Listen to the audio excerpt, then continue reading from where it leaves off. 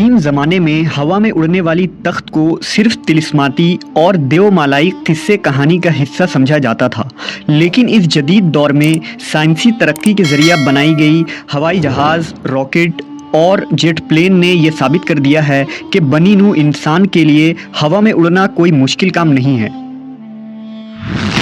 لیکن آج سے ہزاروں سال قبل اللہ کے نبی حضرت سلیمان علیہ السلام کو ایسی اڑنے والی تخت عطا کی گئی تھی جو آج کی ہوائی سواری اور جہازوں سے کئی گنا زیادہ تیز رفتار تھی، اور جس کی خصوصیات اتنی زیادہ تھی کہ آج کے ہوائی اور خلائی جہاز اس تخت کا 10% تک بھی نہیں پہنچ سکتی۔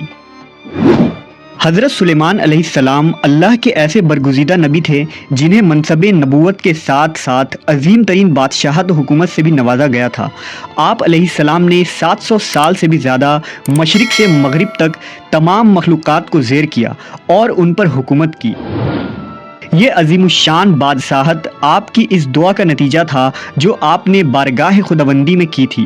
حضرت سلیمان علیہ السلام نے اللہ سے یہ دعا فرمائی تھی کہ اے میرے پروردگار، مجھے ایسی بادشاہت عطا فرما جو میرے بعد کسی کو بھی نصیب نہ ہو، بے شک تو بڑا عطا فرمانے والا ہے۔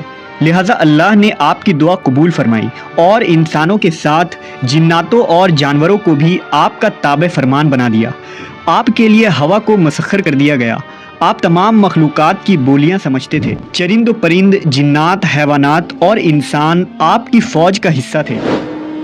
جب حضرت سلیمان علیہ السلام نے حکومت سنبھالی تو آپ نے ایک شاندار تخت بنوانے کا حکم دیا جس کی لمبائی 3 کوس تھی۔ جناتوں نے اس عظیم تخت کو بڑی محنت اور ہنرمندی سے کئی سالوں میں بنا کر تیار کیا۔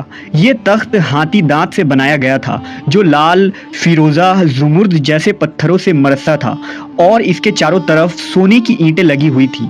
تخت کے چاروں کونوں پر ایسے نایاب درخت تھے جن کی ڈالیاں سونے کی تھیں۔ اس تخت کے دائیں بائیں 1000 سونے کی کرسیاں لگائی گئی تھی جن پر سلیمان علیہ السلام کے وزراء اور درباری بیٹھتے تھے۔ اس تخت کو تخت طاؤس بھی کہا جاتا تھا۔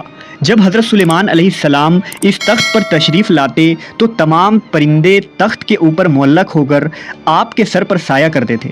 جب حضرت سلیمان علیہ السلام حکم دیتے تو یہ تخت ہوا میں معلق ہو جاتا اور ہزاروں کوس کا سفر چند لمحوں میں پورا کر دیتا۔ آپ اس تخت پر بیٹھ کر چند گھنٹوں میں ایک ملک سے دوسرے ملک کا سفر کیا کرتے تھے، جیسا کہ اللہ نے قرآن مجید میں فرمایا، اور ہم نے سلیمان کے لیے ہوا کو مسخر کر دیا کہ صبح کی منزل مہینے بھر کی ہوتی تھی اور شام کی منزل بھی۔ اس ہوائی سفر کے وقت پورے راستے حضرت سلیمان علیہ السلام سر جھکائے اللہ کے ذکر و شکر میں مشغول رہتے۔ اس تخت کی ایک خاصیت یہ بھی تھی کہ اس پر بیٹھنے والے لوگوں کو یہ محسوس ہی نہیں ہوتا تھا کہ تخت کس تیز رفتاری سے اڑ رہی ہے۔